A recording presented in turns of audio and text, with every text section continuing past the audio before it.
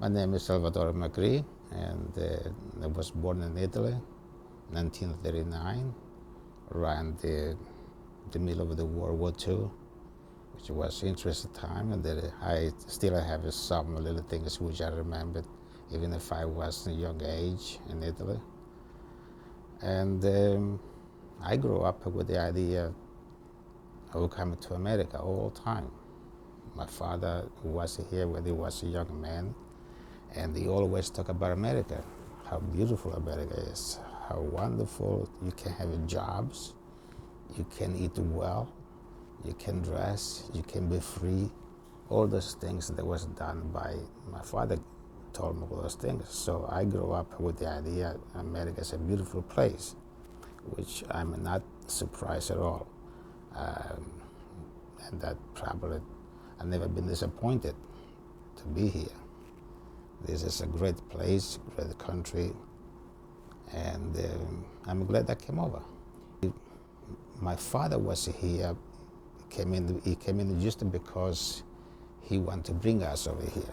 He came in. According to him, it wanted to be a few years, but I was in the army when he came over, so I could not come over with him. So I came alone. I came by myself a little around, and that was a wonderful time. Yeah.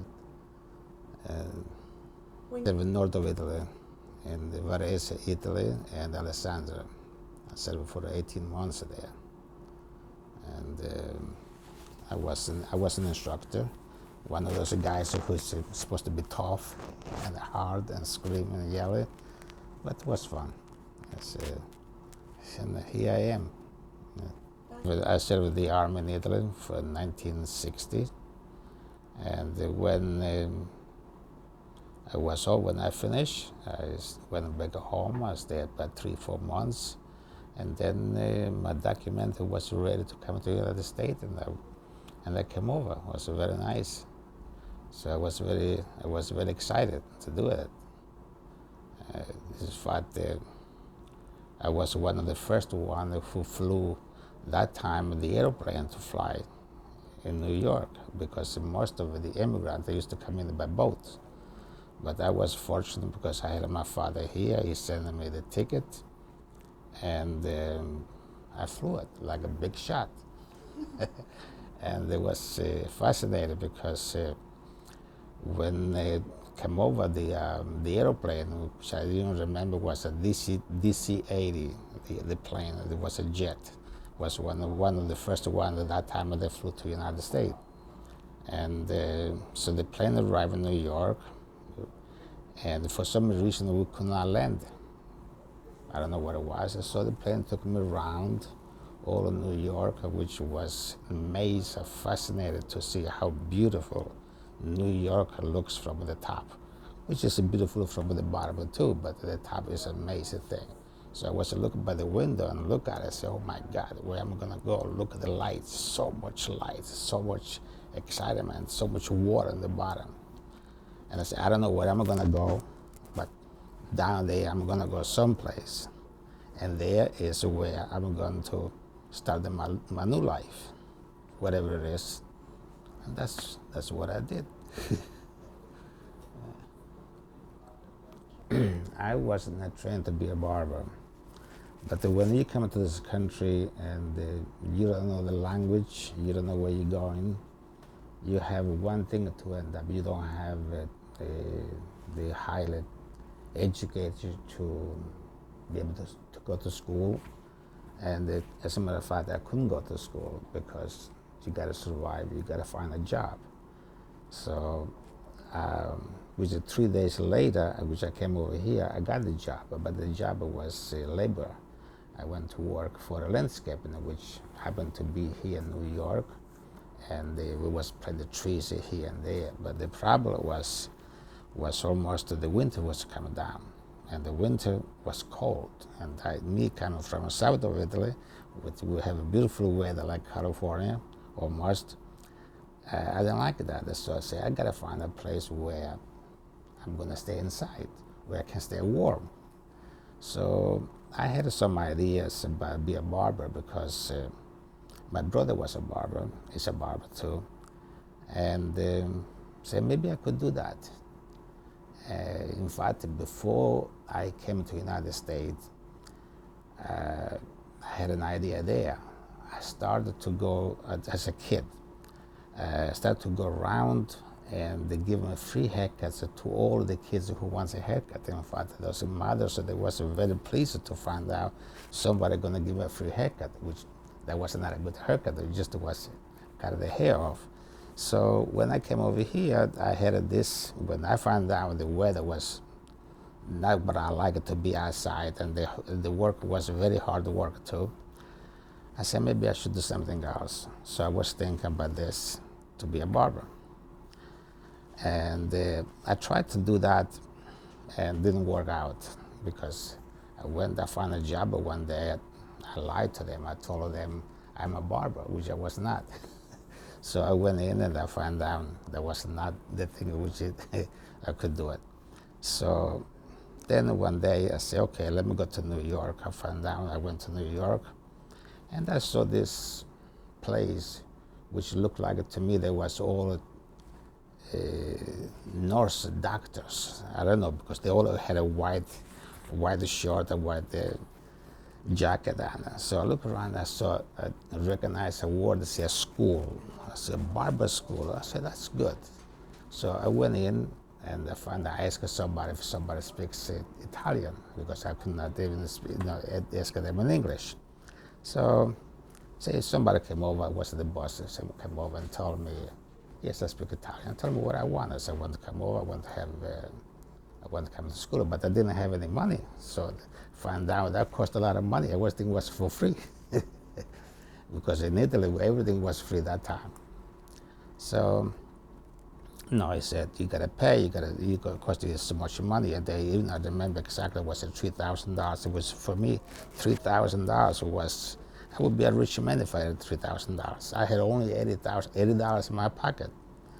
So we made a deal that way. I said, look, I come over, I'm gonna stay he told me, if you come in full time, it takes you 6 months. If you come in, spare time, you come in, it takes about over a year. And said, how am I gonna pay this guy? I didn't have who gonna give me the money, because now you can have no more jobs, so you gotta go to school. So what I figured out, I said, okay, I'm gonna pay you weekly.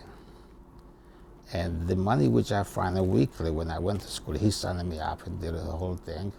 I was making the money by those guys who they give me some tips, who give me 10 cents, who give me 15 cents. I would save all over them.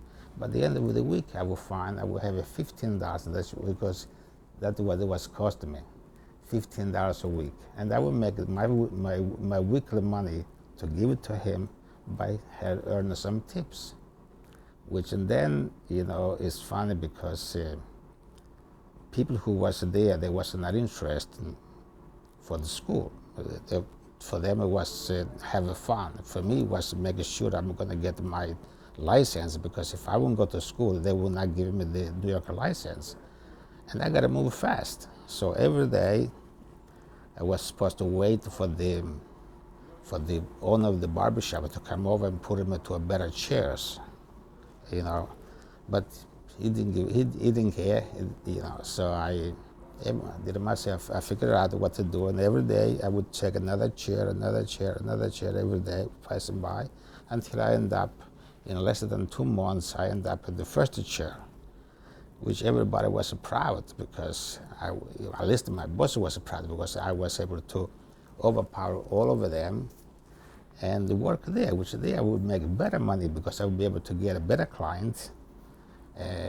Not client, it was the client that used to come over there was free. It was a free haircut, don't forget. So it was only them which they would feel, if we took care of them nicely, they would give extra tips. Tips, it was not much, but whatever it was, whatever they had, they didn't have too much money even themselves, they would give it to us.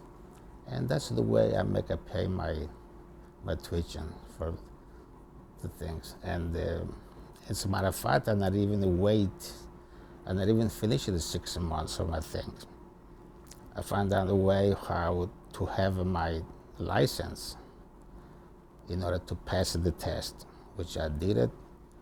And in 2 months, After I went to school there, in 2 months, I had a job already. Well, I found a job because I read the newspaper, the Italian newspaper at that time. I couldn't read it in English, of course. And they said, the ad said, barbers are wanted, English not necessary. I said, that's great, that's me.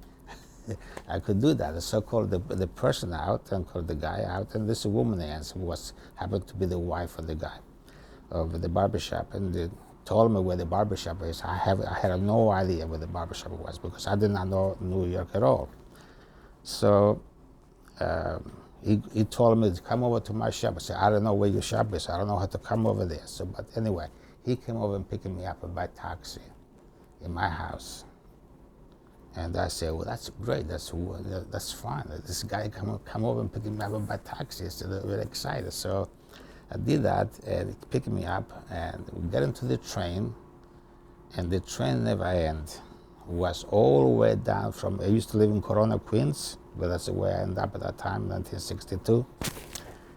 And the shop was in Farmingdale, Long Island. It would take me 3 hours every morning and 3 hours at night to back and forth to come from that place. So I did that for 3 months. When I realized I was a little bit better things, told the guy, that's too much, I can do it. I found a better job close to home, and that was much better. That's the way I got my experience. Not because I wasn't know what I was doing, but I got my experience by doing that. And from there I went to some place in Flushing. From Queens I came to Manhattan. I ended up on 57th Street.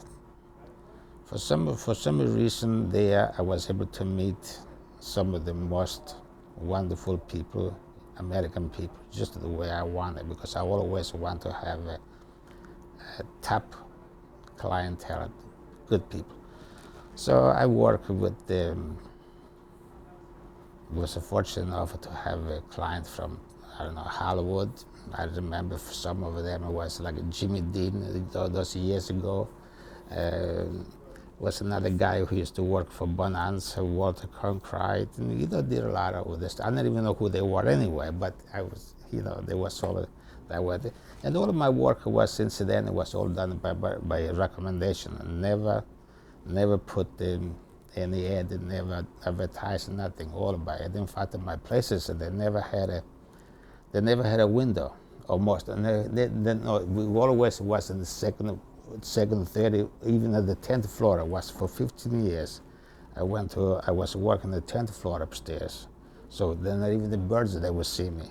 But, the word of the mouth, that's the way I got my wonderful clientele. Yeah. Can you tell us how you... Morgan Stanley, that's another story. That's a bigger story. Morgan Stanley, when I used to do a lot of Morgan Stanley guys, because the world gets round where you go, because those guys, they have a different type of, they ask for different type of a haircut. This is a haircut of like a power and control. You have to know how to do that, okay? And I think I was pretty good on that. So I had a lot of those guys, and in 1975, I think, 1995, I'm sorry, 95, Morgan Stanley was this building, which I used to have a lot of guys from Morgan Stanley. And so when they bought this building, they came over and they said to me, why don't you come into the West Side? It's because for them now, before was much easier because they had a place on 6th Avenue. I was on Madison Avenue, it was not that bad, but now they would take much longer time. So I said, okay, I'm gonna come and take a look at it. So when I came over here, I looked at this building, and this building looks very nice. But I was outside, when I ran outside, and that was a place which you don't want to be that time in the run. And I get very depressed. I said, no, I said, I was never gonna put my client in that misery to come over there. So first of all, I'm gonna lose over them, and my client, they're too valuable to come into the area. So those guys, when they came over, like Dick Fisher was one of them, which was the chairman of Morgan Stanley. John Mack was another one too. And that time he was the president of Morgan Stanley. And they asked me, what happened? You did? No, I said, forget it. No, I don't want to come over there.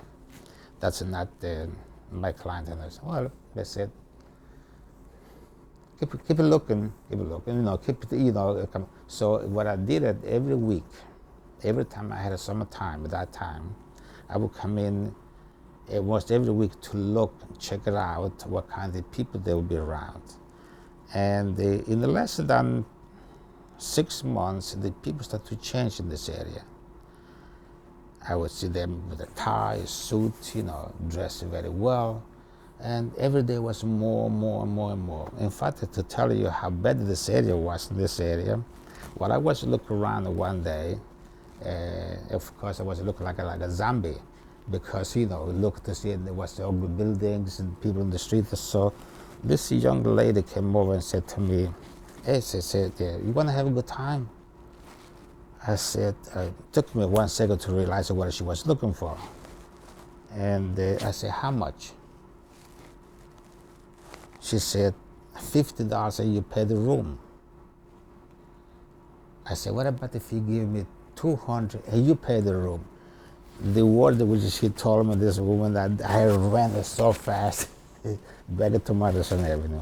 Again, those guys, they keep asking me the same thing, as I said, no way. This I told you this story because I want you to know what it used to be, look like in this area years ago. So, in fact, I even had the chairman of the West Side Association, which was tried to bring me over here because he knew what kind of client I had, and he wanted to bring him over here. And I said to him, Salsa, no way, no, the West Side is not for me. But after almost 2 years, in 1997, the summer 97, I came over, and that side was full of people much different than what almost looked like the Madison Avenue people. So that's when I said, okay, I called the agent, I called the management, and we made a deal. We made a deal to come over here, which they want to give me a storefront, which I don't want the storefront. They look at me and say, "What, you crazy? You want to get in business and you don't want the storefront?" I said, no. I want inside. I want the private entrance. I don't want nobody to see me. And they were thought I was nuts, because I didn't want to have it mix. I know what kind of clientele I had. I don't want to mix with the crowd, which they don't mix together. Not because it's the bad people. They don't mix together. And this is it. That's what I did. I came over 1997, September 97. I came over here, my first day, and that was a great decision. The better luck. I'm very happy now to be here, because this place turned out to be one of the best, beautiful places in Manhattan. A little bit of crowd on Broadway.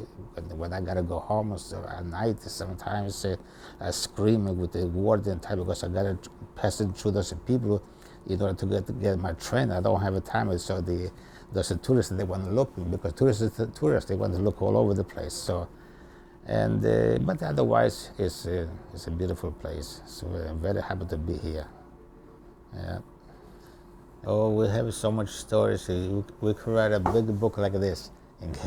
So tell me a few of the stories. Tell me about, if you have some Fisher? artifacts in your room. Tell me about maybe Mr. Fisher. Well, Mr. Fisher was the chairman of Morgan Stanley. Matter of fact, he was the one who, when he took Morgan Stanley, this company had 260 people, and this man, he was so smart. He was able to bring what today is Morgan Stanley. He gave a great culture to Morgan Stanley. He made it one of the best banks. So I had a lot of respect for him, tremendous respect, which he gave it to me to the same thing. In fact, he had polio, so he was walking with the cane all the time. So every time we would call him, he said to me, "Sal, I want 1 hour of your time." He refused to come in for half hour, because normally I take a half hour for each client. But he wants 1 hour, which he would pay for. Was no problem. So he come in, he would get in the chair, and he would sit, and he would say to me, "Sal, you have some of your wine here?" Because he knows I'm making my own wine. He would not want any other wine. He would not accept no other wine, no matter how good or bad it was. But he only wants my wine. So I always had a bottle of my wine. So I would take a glass. He would give only a glass, not even a full, half a glass. I would give it that glass. He would taste it, he would smell it, and they would say, that's good. I like that. Then I would give him a little piece of cheese. He would sit at the chair. In 5 minutes, he would pass out, and he would sleep for 45 minutes, sound asleep. And he would do this every couple of weeks. So the last, when it was almost at the hour of finish, I would wake him up. I would tap him up a little bit, and he wake up. I would give 10 minutes a haircut, and he was very pleased, and he walk out, and he would say, okay, I'll see you next time. But the most important things which I want to say for him was when he died, he was very sick. So he came in one day, and when he came in, he said to me, "Sal, I can't have no more of your wine because I have, I want it. I know he wants some of it. He wanted to test a little bit." No, I said, "My doctor says not to touch any wine." Fine. So the last time I came in, I was very weak, and I know it was almost at the end of it. As a matter of fact, I was right here in this chair, and they said, "You still have your stuff there?" I said, "Yeah, but the doctor said you can't have it." He said, "My doctor told me so many things, but right now I do whatever I want to do." So he gave me the wine, gave me a little bit of cheese. He drank, he thanked me, and he went to sleep. It was very hard to bring him out. Finally, he came out, he left, and as a matter of fact, that was the last time I saw him. I know you're already. So the Christmas, he always used to give me a Christmas gift with a Christmas card.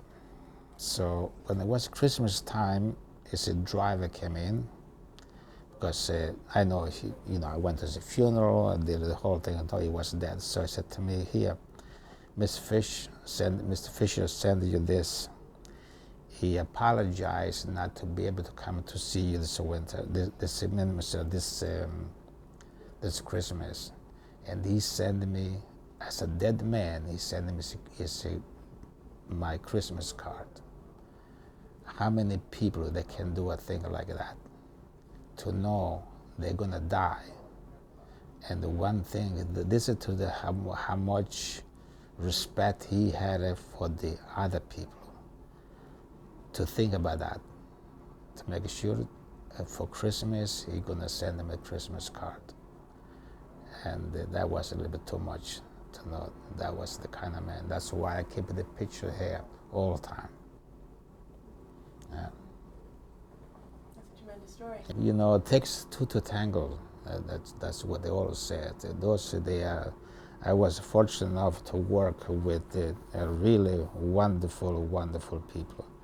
Sometimes there's people who make me so proud because I look on the TV or I look in the newspaper and they're always on. And me to be able to say, "That's my client and he looks good," that makes me very proud of it. And that's great. That's why this professional gives you is a reward professional, and gives you all those wonderful things. In fact, most of the time now I come because I don't consider that there are many more clients for me. To me, it's my family. Those people that come to see me, they come from all over the world, I have to say. They don't come specifically to see me, but they come in business, but they never, never forget me. Even if I see them once a year, 2 times a year, but I have people which have been coming for me for over 40, 50 years. They do some of them do weekly or monthly, but other people, they come in, whenever they have a chance, and they never forget me. This is Warner Phillips. He used to be the chairman of Wall Street Journal. is a client of mine since 1968. He used to come to see me almost every week for years.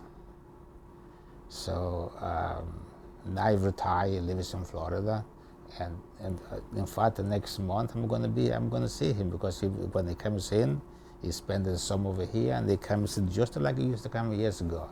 And when he came in, it's not my client, it's my friend, it's my brother,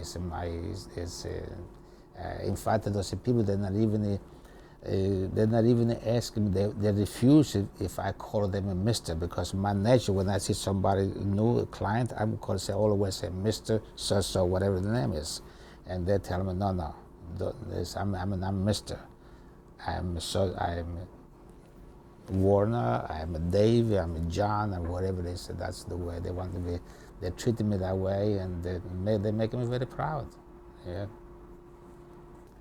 Well, Joe Perella had this book about this very, very famous cyclist from Italy from World War II, which he was the hero of all the Europeans at that time.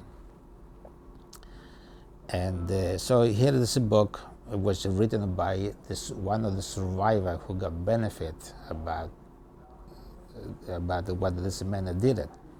So he had a hard time of finding a director, because everybody want to make movies in Hollywood with their, they don't like short stories. They like to make big stuff, like a bomb, blood, the killing, the shooting, things like that.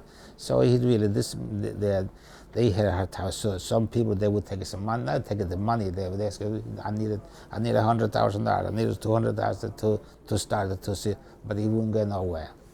But I know I have this wonderful director. His name is Aaron Jacobs, and I know he's good at those things, because he loves to do really good movies, good stuff, good. I'm going to stop right here.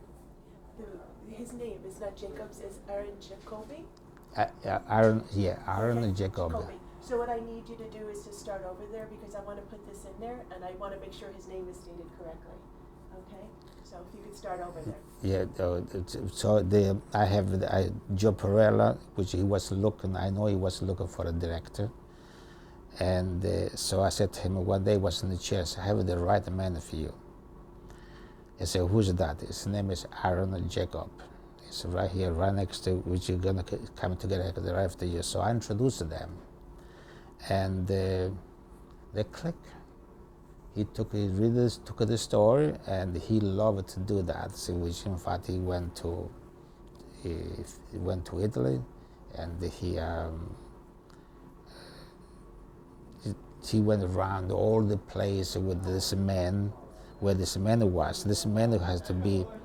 He was a cyclist, which the time of the World War II with the Nazis, and whatever was happening that time between the Jews and the Hitler and all that kind of stuff, he was carry false document on this bicycle from city to a city, go from a church to a monastery to the Vatican, whatever he knew.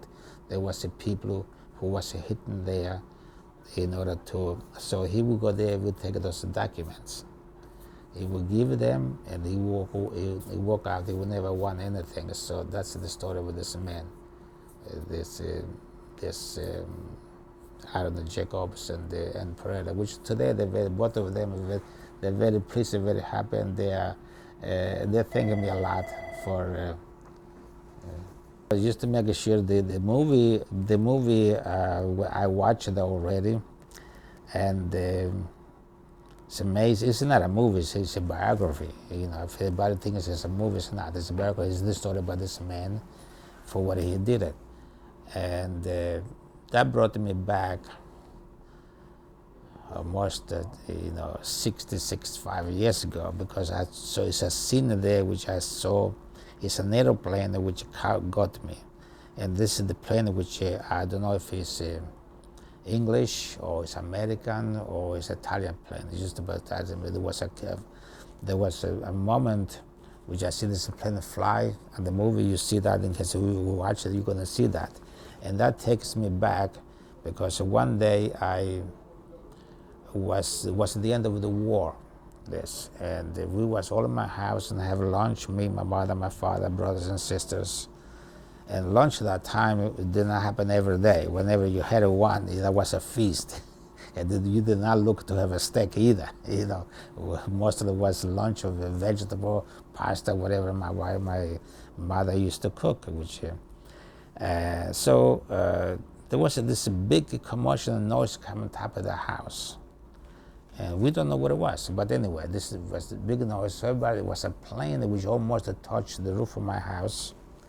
And was in trouble with some kind of engine trouble, or out of gas, or was you do it, I don't know. So he was trying to land in the ocean, on the sea, but he did not make it. But he landed in the sand. So I was very upset, because now all of this excitement that comes in with the airplane, and I have to leave my lunch and go to the airplane, which I didn't do it. They went, and my mother went, and my father went, and my brother went, but I stayed there. I finished my lunch, and then I went to look for it. And that's the memory which I remember from this particular plane, which you'll be able to see it when you watch the movie. You're gonna see the movie, and I remember that plane passing by. I wonder what. That's funny. Thank you. Okay. Salvador. Well, this is who we are. We know what's right and what's wrong. And would not make us proud to do the wrong thing. That's why we call ourselves a family people. We don't want the bad for somebody else. And if we can help it, we are there to help. We did it. I did it myself. I said, if it's not me, but I know my father used to do that. Because where I come from, I remember the house where I was a little kid. I remember from maybe 4 to 5 years old. My house was taken by the German army, which at that time was supposed to be France. But if you want to know the difference, I said the mind of a little kid. To know the difference between one uniform and another uniform, you gotta ask to a kid who is innocent. So I was raised growing up with them in my house, because they had the tanks in front of my house and the back of the house of my father's house, which I was there because it was very convenient for them, because it was the ocean in the front, was the railroad, it was the highway, so they was able to control everything. And then I remember the day when the American arrived in Sicily. There was a particular day that day which was going on between a cousin of mine and the German. Tried to, they want to kill him. I was a kid who was 16, 17 years old at that time. They want to kill him, and there was a little going on. So that's when they received the phone, the call or whatever, the American, they arrived in Sicily. So they was able to stop all that thing which was going on, try to grab this kid, and they want to shoot him for some reason. I mean, I know the reason, but it's not to tell you now. The reason was he had a knife which was belonged to the German, but this guy, this military guy from Germany, he recognized what was one of his knife, but my cousin knew that was not his particular knife. He had it from a long time ago, but they want it back. So he didn't want to give it to them because it's not yours, it's mine. Somebody else gave it to me, not or I stole it from it. I don't know what the story was anyway. So they wanted that knife back. So for that, they went after to shoot him because they wanted to know. Oh yes, there was my mother, my father, my uncle tried to stop them, all that kind of stuff. So that's when the America arrived in Sicily. Now from Sicily to my house takes about at least 12 hours, almost over one day to get there. So they took off their things, so they stopped right there. So that's why I remember that particular day. Now I remember too the difference when the convoy of the American army passing through to go to casino. They had to go to casino. So we all went there to stop those guys. Those guys, they was completely different. The uniform looked a little different. The way they talk, whatever they gave it to us, they used to give it to us candy, chocolate, and or beef in the candy. So they was friendly to us, so we liked them much better. The other one was gone anyway, but it's right there, as a kid, you don't know who they are. Just they're different people. That's when you realize what the American people are. That's right. Well, I always was in love with Americans, so I grew up with the idea of like America. So I was not disappointed. My dreams, they was exactly the way I wanted. I find this place, this country, to give a chance, opportunity to anybody. The only thing you gotta do, you gotta work hard and be honest. If you work hard, you can make it. Because if I made it, anybody can make it. Is it true? Is there anything else you want to say before we finish our interview? I would thank this country what the opportunity they give it to me. I would thank all those people. I'm very proud of all of them. I know they're proud of me too, but I'm more proud for them.